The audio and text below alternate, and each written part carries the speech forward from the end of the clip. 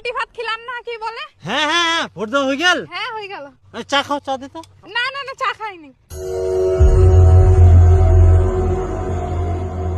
এই ধরো স্লিপটা ধরো। দীপকের হোটেলে যাবেন, যাই এনে খাসি পোল্ট্রি তোমার যা যা খাবার মন করে ইচ্ছা মতো খাও, যাও।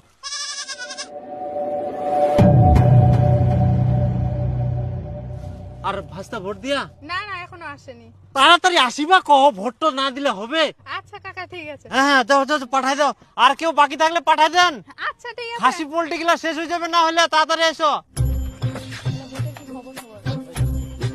দিদি চা খেয়ে যান। এই চা দাও তো। না না না, খাবো না খাবো না। তাহলে দিদি ভোটটা তো দিলেন না, খুব আশা করেছিলাম।